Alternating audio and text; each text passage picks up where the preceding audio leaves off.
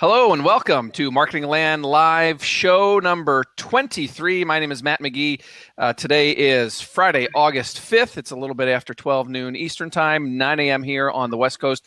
We are talking about the week that was in online marketing, as we do every Friday at this time, with members of the marketingland.com team and friends. And we have a full house today and a lot of stuff to talk about, especially social media related with Facebook, newsfeed news, Instagram, and Snapchat, and just all kinds of other stuff. So we do have a lot of things going on. Why don't we begin with introductions as we always do? So we'll go in alphabetical order, which means it would be Barry, Tim, and then Danny. So you know the routine, right? Your name, what you do, where you are. And today's question is, what is your favorite Summer Olympics sporting event? Barry, you go first. Okay, I'm Barry Levine. I cover marketing tech on Marketing Land. I'm outside New York City, and my favorite sport is swimming since I swim every day. Fair enough. All right, that sounds good. Tim? Tim Peterson. I live in Los Angeles. I cover social, and my favorite Olympic sport isn't an Olympic sport yet, but in 4 years it will be. It is surfing. Oh, did they just added that, didn't they? Surfing and skateboarding. I'm very conflicted about it. My face looked constipated when I found the news, but I hope it's a good thing. I don't know. Okay. Interesting. All right. Danny, you're up. I'm Danny Sullivan. I'm the founding editor of Marketing Land, and I am just south of Tim in Newport Beach, California. And I hate the Summer Olympics. What? Hate the Olympics. Hate it. Hate it. Why? Like one sentence, why? Just so boring. What? You like the Winter Olympics better, or just not the Olympics? I do like the Winter Olympics, actually. I don't know. It's like, we get going and everybody go. But then once the medals start coming and everything, I get excited. And I actually love the idea of skateboarding and surfing being sports. I think that's great. Maybe that's it. Maybe I'm just like more, non-traditional sports. You go to the X Games, right? Yeah, exactly. So bring on some, BMX half pipe and let's get bowling in there. Yeah. Or not. I'd like a chance to compete. That's all I'm saying. Not too late. That would be as much fun to watch on TV as bowling is to watch on TV today. Man, I tell you. But it'd be better. I would not dope. It might be more interesting if the bowling balls are like the color of the country. So who knows? All right. So I'm Matt McGee. I'm the editor-in-chief of marketingland.com. I'm in Tri-Cities, Washington. And I guess my favorite Summer Olympic sport would probably be like the track and field, the 100-yard or the 100-meter. It's meters, right? 100-meter dash? Yep. Yeah, until Trump's elected, and then it's going to be back to field. then it becomes yards again. We can't use meters. It's not American. All right, so let's. So for those of you that are joining us for the first time, welcome. As I said, we are here every Friday right about this time to talk about what's been going on in the world of marketing over the last week. If you're listening on our video replay on YouTube at some point in the future, welcome. If you're listening to our podcast on iTunes or Google Play, welcome to you as well. And we have a large audience tuning in live right now on Facebook Live, so welcome to you as well. We're here. The show should run about 30 to 60 minutes or so. Opinions are our own, not representative of Marketing Land, Search Engine Land as a whole. And why don't we get going into our roundtable with topic number one. I don't know which one you guys want to do first. I put Facebook ahead of the Instagram, Snapchat stuff. Is that cool? Should we do Facebook first with the news feed? Does that work? Sure. Yes? Tim, you good with that? Because this is the story you wrote up, 2 days or so ago, I think it was, or maybe it was yesterday morning. Facebook cracking down for the umpteenth time on clickbait. Yep. Yeah, it's Facebook. I've tried really hard not to include the Facebook cut bait pun in there, and I was successful. I didn't. Good. Yeah, I mean, Facebook's been trying to cut down on clickbait for past 2 years. Facebook also kind of instigated this whole thing in 2013 when it changed up its algorithm to reward clicks So it's kind of its own fault, and now it's putting the toothpaste back in the tube. Now they're gonna, look for common phrases in clickbait headlines, things like "you'll never guess," "you won't believe," those kinds of things to identify clickbait, and then penalize those posts as well as the publishers that are distributing them. So it's not just going to be if Marketing Land is putting out a bunch of clickbait. It wouldn't be just be our clickbait headlines that get penalized, but all of our headlines until we stop doing that. Hey, Tim, Go ahead, Barry. Let me ask you what might be a silly question, because I read your story a couple of times. I wasn't quite sure. I always thought clickbait headlines were the kinds of things you mentioned in your story. But then you add in the fact that it often means you click on the headline and the information that is promised in the headline isn't in the story. So you go out of the story, and it's frustrating and people get annoyed. That kind of clickbait, I can understand why Facebook would not want to do it. But if it's just the words in the headline and the story actually delivers what the words say in the headline, what's the issue? Yeah, I mean, that's the tricky part.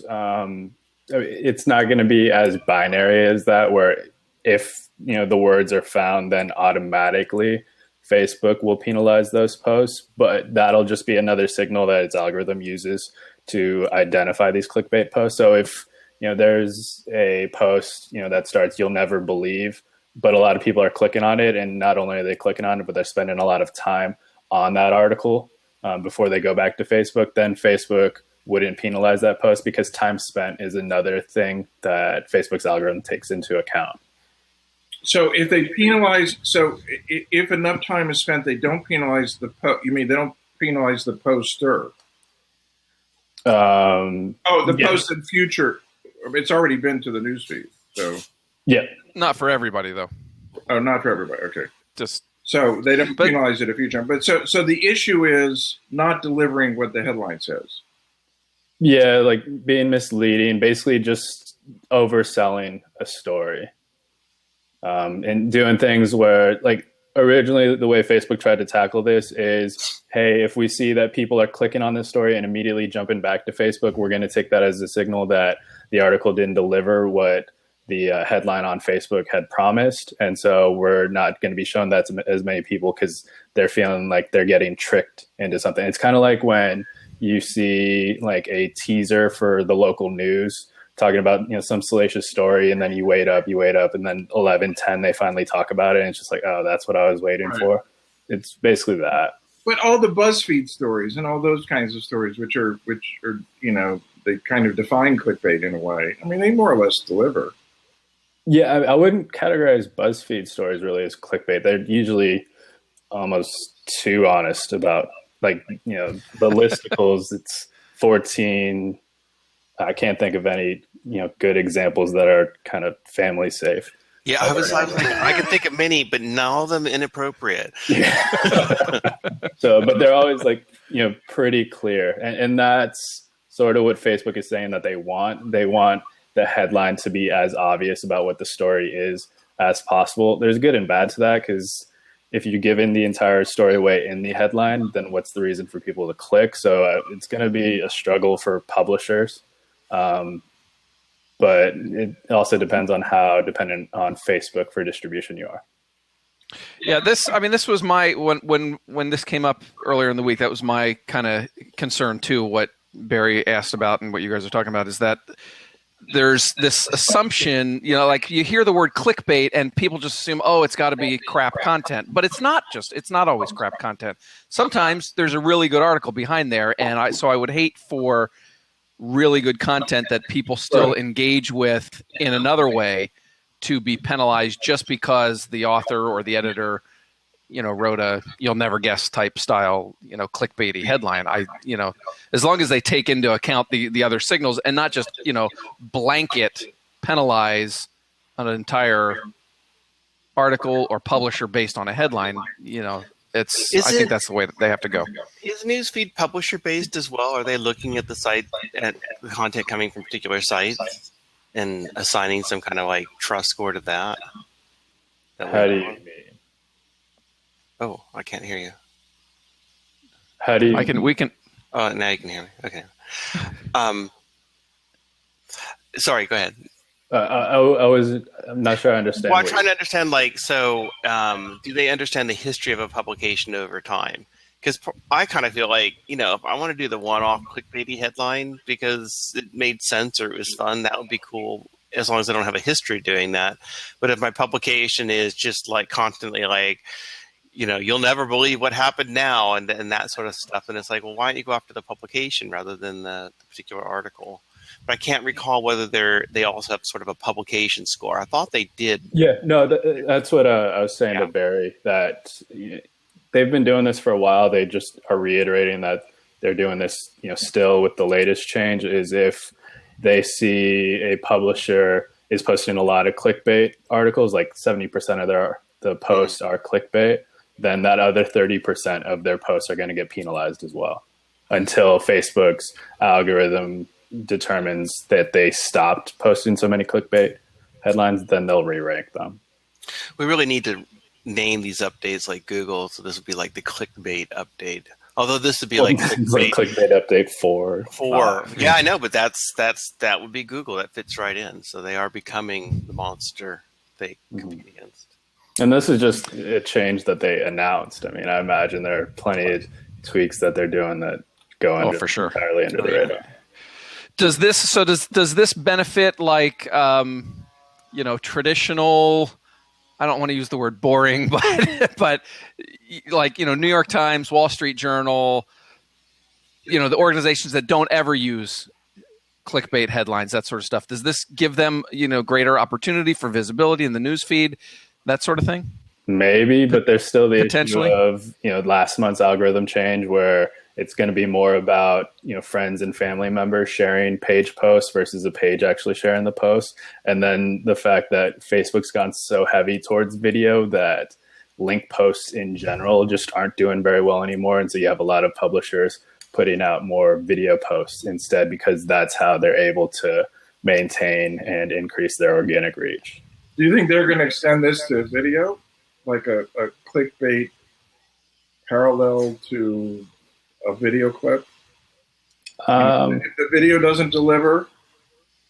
I don't think so, because they're able to collect so much data around engagement with video posts, mainly completion rate or time spent, as well as view counts, in addition to shares, likes, and comments, that I don't know how important headlines or captions for videos are anyway, especially since they're autoplay. So I imagine just as often people are just going into watching the first few frames of a video and not even looking at whatever the caption is until maybe a couple seconds in.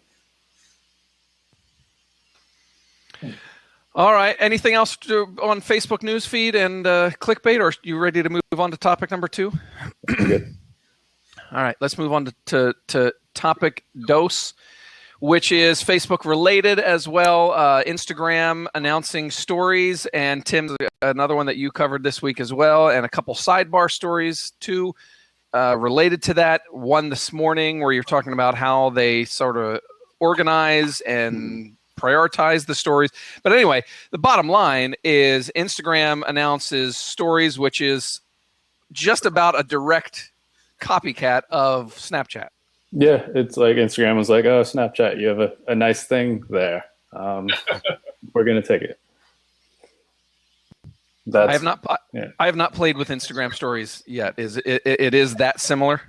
Especially on the creation side, very similar. You can, so stories are these 24-hour running collections of photos and videos. So you can put a photo or video into a story, and anyone can check it out for 24 hours. After 24 hours, it'll expire.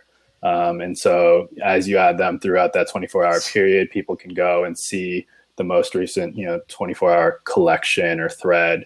You can add text and emojis on top of the photos or videos, and like Instagram filters, but not the illustrated filters like on Snapchat or lenses like on Snapchat.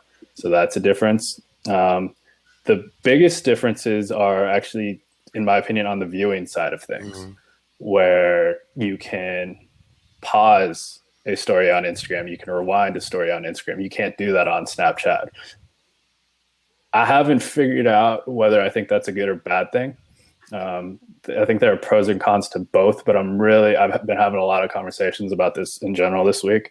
And one of the funnest parts of those conversations is trying to wrap heads around, does being able to pause or rewind change the viewing experience? And I don't know. All right, so there's a couple different ways.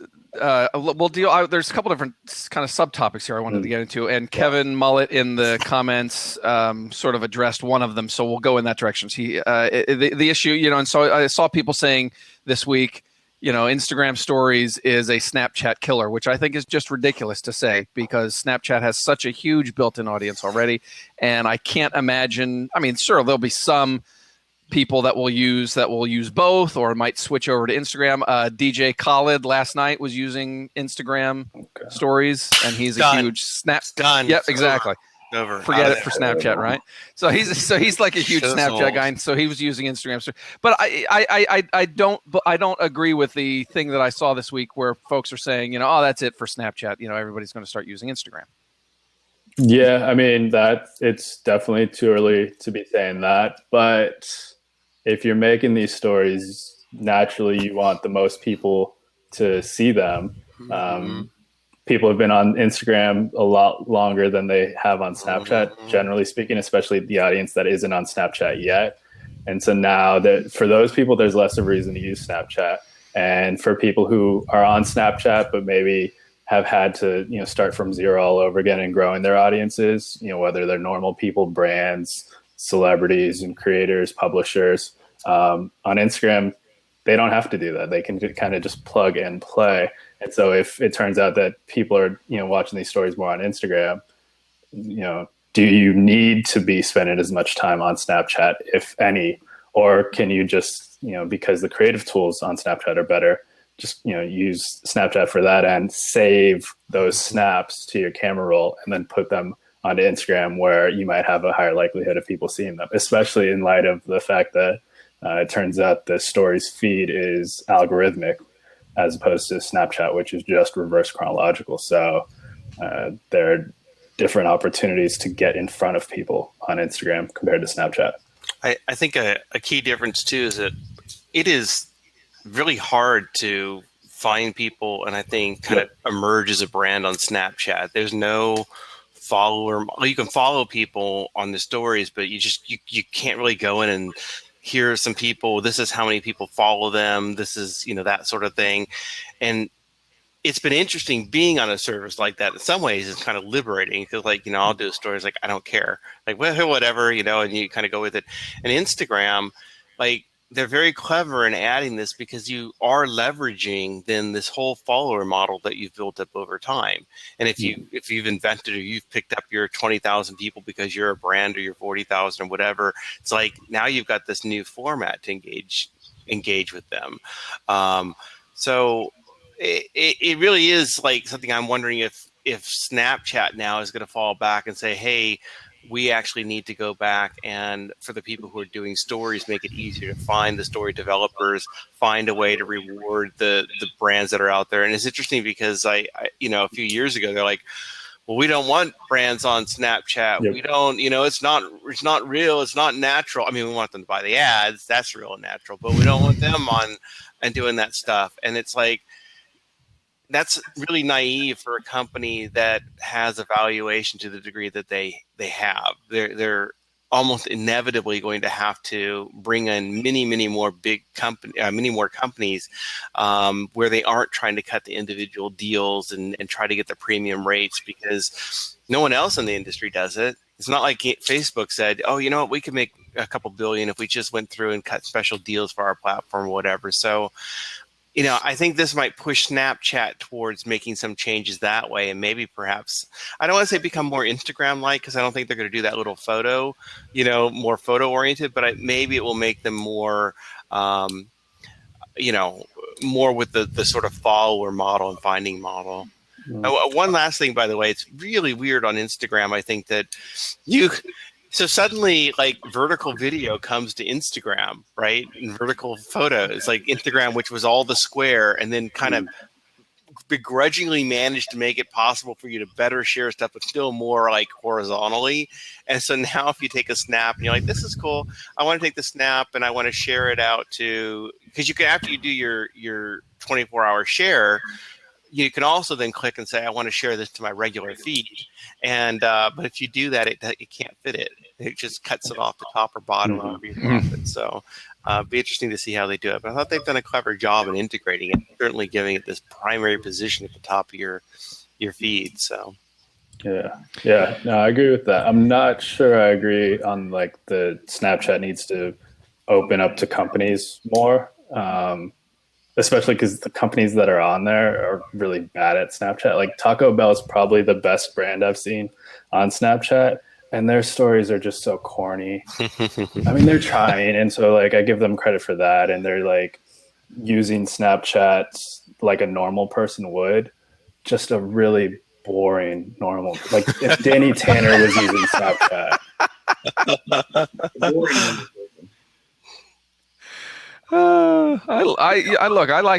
The sports stuff that I see on Snapchat I think is well done. The Mariners and the Seahawks and the ESPN, that sort of stuff. The other issue that I wanted to talk about, a friend of mine named Chris, none of you guys know him, but he was talking about this. He's a big Snapchat user. He was talking about this on Twitter earlier in the week. And he was talking about how in arts and entertainment, if say, a band like Foo Fighters writes a song that sounds like a copy of another band's song, there's copyright issues and everybody gets bent out of shape and they start accusing them of, stealing this other band's song and all that sort of. And how come we don't get upset with Instagram/Facebook? You okay, Danny? Sorry. I tried to drop the sneeze into the microphone. How come we don't get this kind of thing, such a direct copying of another platform's product, and it's like, oh, okay, so they're just copying Snapchat, and there's no outcry, there's no that sort of stuff. Unless they patented it, it's not a copyrightable expression. Yeah, I get that there may not be a legal thing. You may not be able to copyright or trademark, the idea of a series of videos, calling it a story, that sort of stuff. But why aren't we just even bothered by the fact that they're just stealing this idea outright? I have friends who use Snapchat and that I've talked to this week who are bummed about Instagram, copying it. But I mean, I don't know if people really care about these tech companies enough. Like, I don't know if there are fanboys and fangirls of Snapchat that are going to get so rabid, outcry about this. Like, even when Samsung ripped off Apple for the iPhone, like that was a legal case and all of that. But I don't remember running into a bunch of people being like, you know what, I'm really pissed off about Samsung ripping off Apple. I think people have other things to worry about. And I also think like the analogy would be less about, one musician ripping off another's melody or, riff or something like that. And more like, oh, that band is using a guitar. Maybe that's a good idea. Maybe we should have a guitar in our band too. Well, no one ever had a guitar before we started our band. When it's something it's an obvious extension, like you got photos, so you're going to create a story, or you have a phone, so you're going to create the simplest user interface. So when it's like that, I don't get particularly riled up about it. But if it was a unique expression, something unique that like a song, like something that is not an obvious extension, then it does feel outrageous. Yeah, like I wish Instagram remixed it more.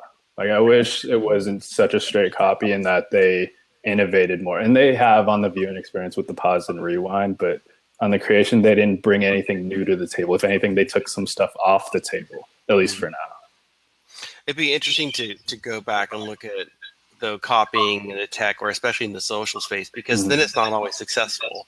Like, hashtag, exactly. I mean, Facebook's picked up hashtag. They try to do the references. people do it sometimes, but they don't. A lot of those things have stayed Twitter oriented. If you look at Google Plus, probably the classic. Well, we'll just rebuild Facebook, and it's like, it is interesting. I'm going to be very curious to see if people take to Instagram and stick with it, because for my thing, a lot of stuff I see are still people like clearly trying it out. Yep. Like, I'm going to do this or whatever. But I also feel like it's a weird conflict, because then am I going to take they were like kind of, well, now when you want to do your artsy photo, and it's like, well, okay, I didn't post artsy photos on Instagram. I just posted photos of what I thought was interesting or whatever. And so now it's like, now I kind of have this conflict, like, well, do I have to do a live thing on Instagram, and then do I do the artsy thing or the photo thing, or do them both? And, oh, look, I'm eating. Is my food Instagram quality, or is it just Snap quality? And so I don't know. I'm wondering. I look at them and I wonder if you're going to see a split down the line, and it'll be like you get Insta Snaps. It ties in, and because Facebook can't have enough apps. So That's right. So this, so maybe that'll go that way, but it's been interesting to watch. Definitely. Mm-hmm. All right, let's move on. Topic number 3. Barry, this was a story you did this week on Marketing Land that I think sort of flew under the radar. Just some interesting data related to native ads and how well publishers are doing in terms of making it clear that something is a native ad. Is that a good way to you want to go into some of the data? Yeah, I mean, I thought it was a pretty jaw-dropping study. It was done by the Online Trust Alliance. It's called the Native Advertising Assessment. And they took the top 100 news sites by visitors. 69% had one or more native ads on their home screen, their home pages. And of those 69%, they had 2 people scoring each ad, and then a third coming in if the 2 people had a tie, for basically three factors: whether they disclosed that they were an ad, whether there was enough visual, separation from them, and whether it was clear, pretty clear that it was an ad. And they found that 71% of the ads on these 69 sites were not adequately identified as ads. So the whole point of native ads is native ads are supposed to be that they are ads, but they resemble content. They're relevant to content. They're related to content, but you're not fooled into thinking they're content. And aren't there, for almost 3/4, apparently you're fooled. And I included a couple of examples where I wouldn't have known that they were ads unless I actually went into them. Right. Yeah. The screenshots you put in there kind of illustrated what that issue is. Isn't this aren't there guidelines for how this stuff has to be presented? Yeah. So I asked the Alliance about that, and I said, aren't there FTC regulations? And they said, well, there are guidelines. And there are suggestions, and there are, I didn't get into the actual language of what FTC says, but it isn't clear. It's supposed to be labeled, but they don't say what a label is. So these guys would label it with different things. Like one of them says special coverage is their label. You're supposed to know it's an ad. Oh, wow. Saying special coverage. I find taboo and outbrain often, you looking at it, is that an ad? Am I going to click into an ad, or is that content? So taboo and outbrain are a big part of this. To me, it sort of blows open the whole idea of native ads. I mean, it's like they're not native ads; they're ads for almost 3/4 of them.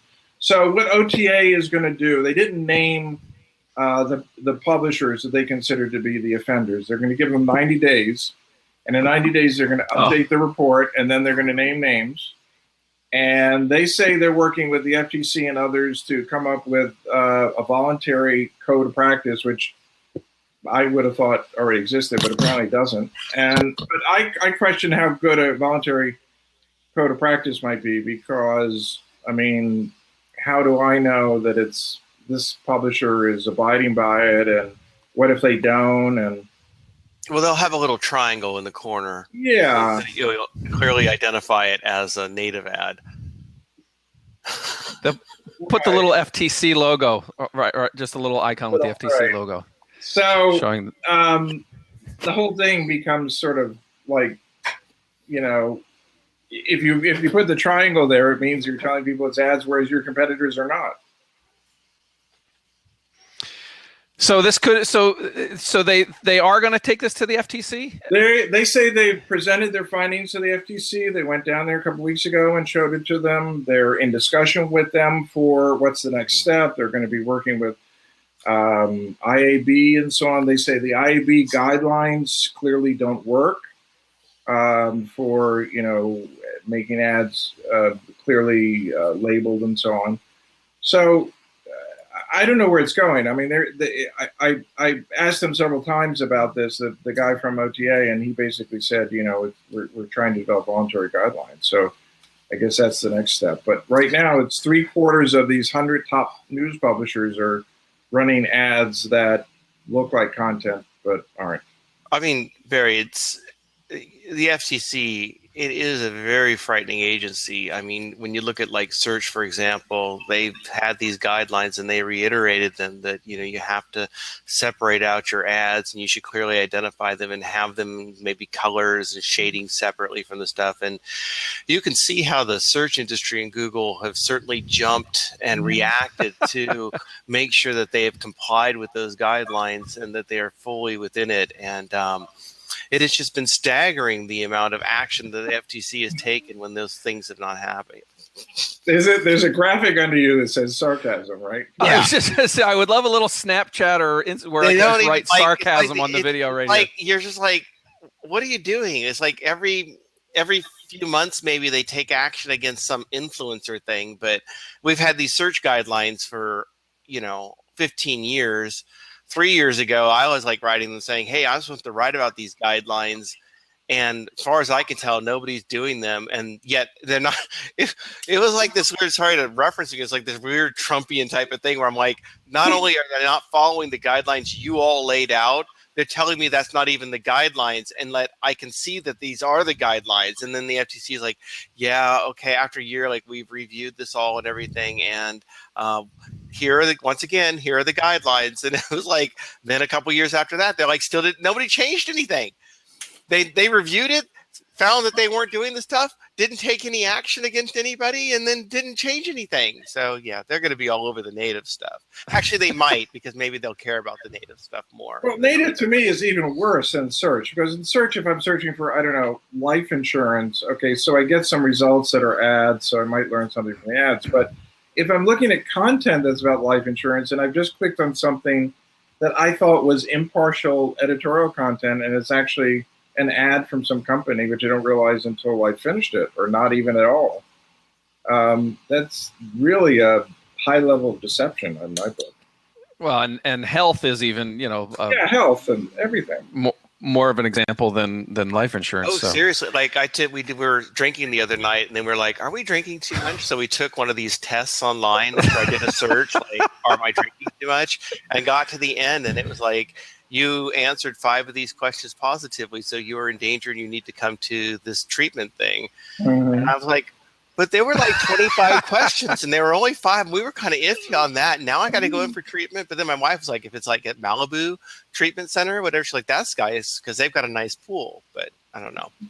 Anyway, but in seriousness, yeah, I got this search result, and then I was like, oh, I ended up on this site that actually probably is going to tell everybody they need to have treatment, not necessarily, because I don't need treatment.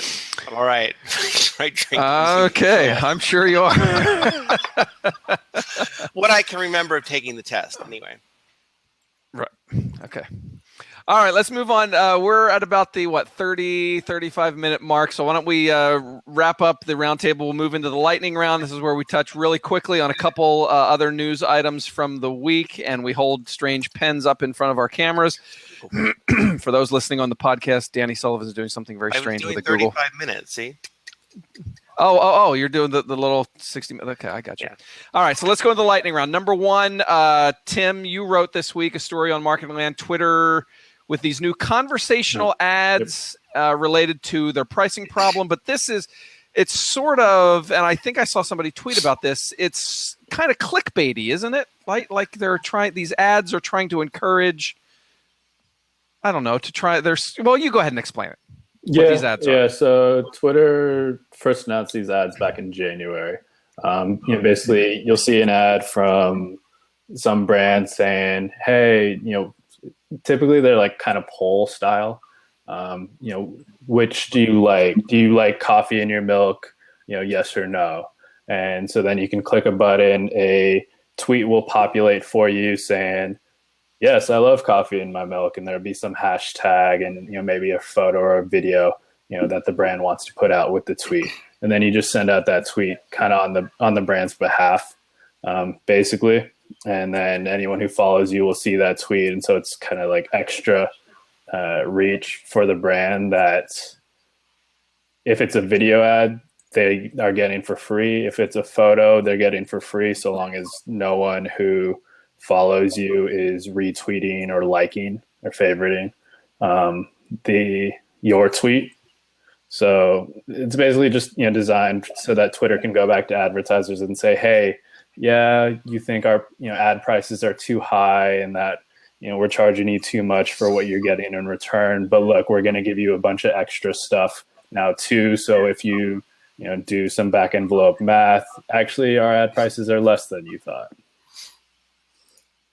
All right, and the ads themselves, it's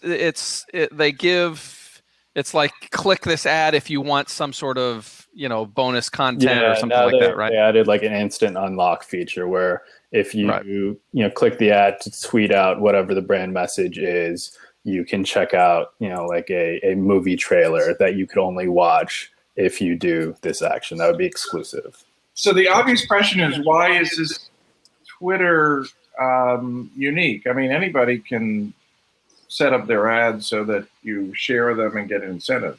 Mm-hmm. Why would Twitter think that this is a rationale for having higher premiums? Because they're systematizing it so that then Twitter can provide reporting on the reach, kind of that ripple effect that advertisers would be getting from it. Couldn't anybody do that? Couldn't anybody do that? And they've just taken away their competitive argument that if you come to us, you can do this and our rates are less than what they would be otherwise. And then other people start doing it and then their rates are higher.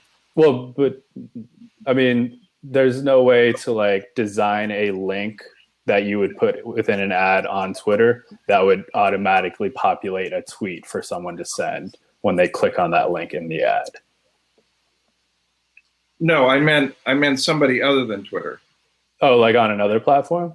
Yeah. Yeah, sure. But I mean, I'm just trying to figure out what if Twitter is thinking this is the way we can rationalize our higher rates.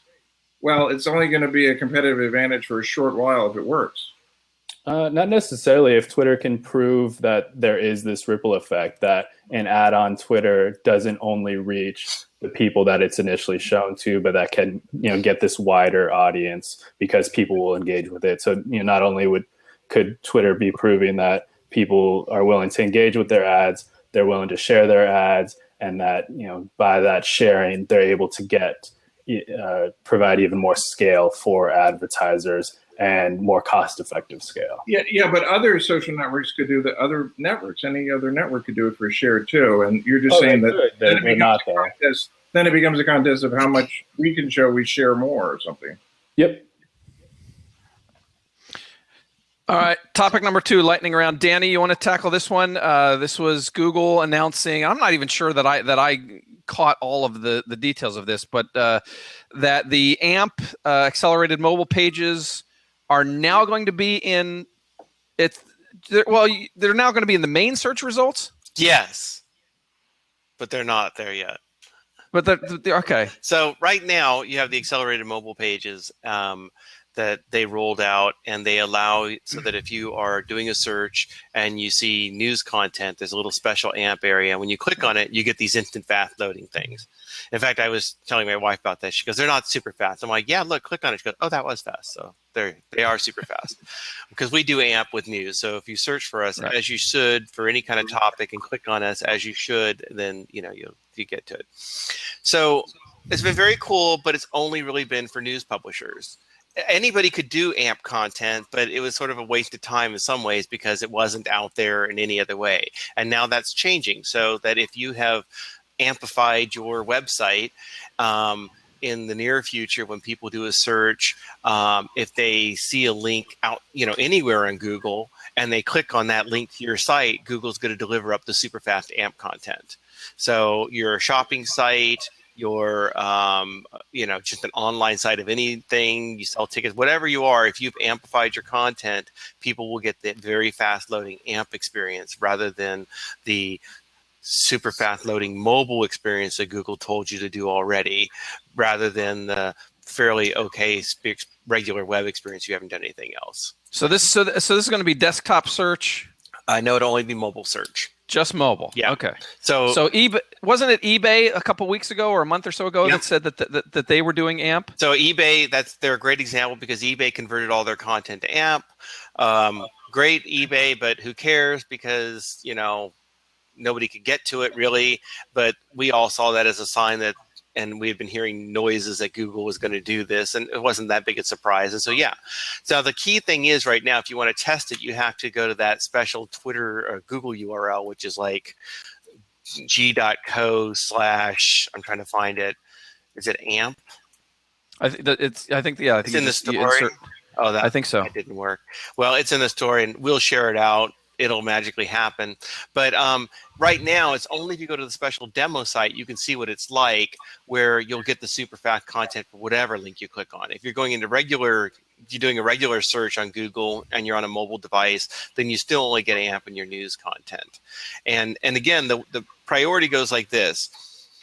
If you are on a mobile device and you do a search, in the near future, if there's AMP content from a publisher, that will be served out first. If the publisher doesn't have AMP content, but they somehow have mobile-friendly content that they've produced, whatever form, then you get the mobile-friendly content. And if they haven't done mobile-friendly content, then you just get your standard, ordinary web content that they deliver. On desktop, you just got to keep getting desktop. There's no been change. AMP is not for the 3 people who still search on the desktop. Hey, wait a second. I know. And all right. That sounds good. And then one last item.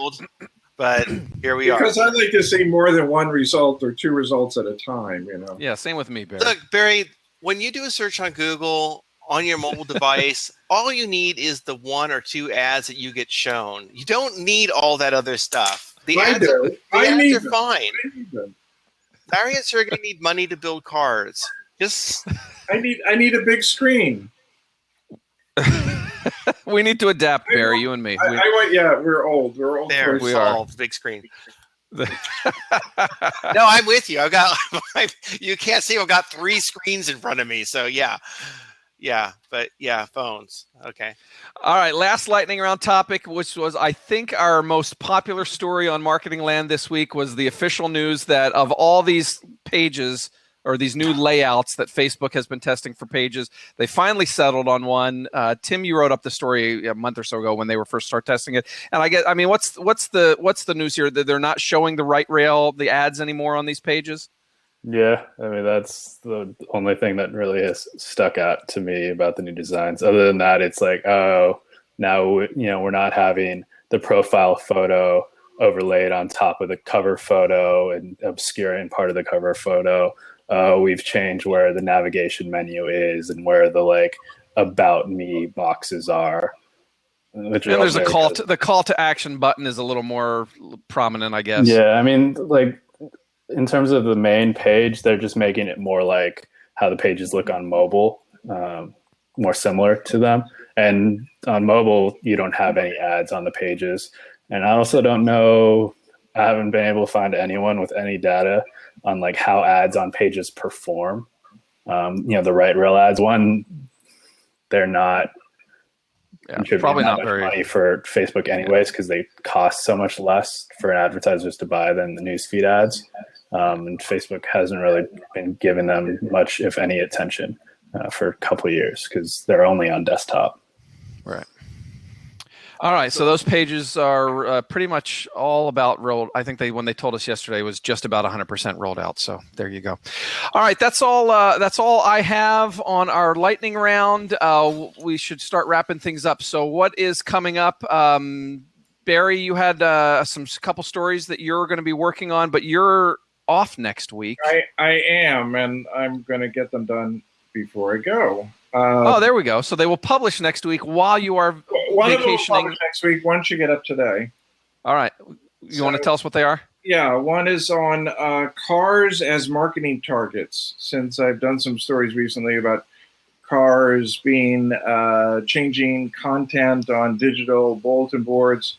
Digital billboards based on traffic speed or the actual car from make and model from the license plate recognition.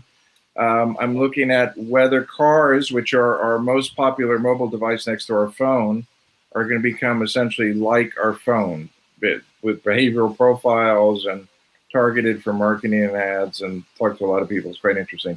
The other one, which I think is really interesting, is a story about a new platform called Xperial, Xperiel. It's by some engineers who were involved with, who apparently started Google Wallet and sold their company and became Google Wallet, and have now developed a cloud-based platform that ties together a cloud-based app, which you can get from any phone or device, and that can be triggered by any other device, such as audio recognition or NFC code or anything, any other trigger, and you can build the app for it graphically. You don't have to be a programmer. You just sort of put these images together. So it's basically a new kind of cloud-based app platform for the Internet of Things. Essentially, is what I would. Fair enough. So that one's today. Yeah. You hope. Okay. All right, that sounds good. Also coming up, we should mention SMX East is coming up September 27th through 29th in New York City. Early bird registration rates are still available for, I believe, a couple more weeks. And so jump on that before too long. And we'll have a whole special panel, by the way, on AMP. So want to be prepared. We got Google out there talking it and publishers out there talking it. So among the many things that will be at the conference. Exactly. We will talk more about the conference as it approaches for sure. So, all right, I don't have anything else on our rundown, guys. Why don't we wrap things up? For folks that are not watching live on Blab, where our screen names are showing right now, but if they're watching on Facebook or listening to the podcast, where can they best connect with you? Tim, you want to go first? Sure. Peterson T on Twitter, Snapchat, and Instagram. Okay. Barry? Barry Levine on Twitter. Okay. And Danny? I am Danny Sullivan on Twitter and most places elsewhere, like on Instagram. So you can come over there and then see all my stories that I'll remember to do. There we go. All right. I am at Matt McGee on Twitter. That's the best place to reach me. You can find our websites on Twitter at MarketingLand, at SEngineLand. Also on Facebook, facebook.com/marketingland, facebook.com/searchengineland. And again, we would love for you to subscribe to our podcast. Just do a search on iTunes for Marketingland, and you will find it. Do a search on Google Play Music if that's your preferred method. Just subscribe. You'll get the podcast every week when we do the show, and we'd love for any ratings and reviews you can give us as well. So that's all the time we have today. Danny, Barry, Tim, thank you so much. Appreciate it. Thanks to all who tuned in on Blab and on Facebook Live, and we will see you again next Friday at 12 noon Eastern. See ya. Bye.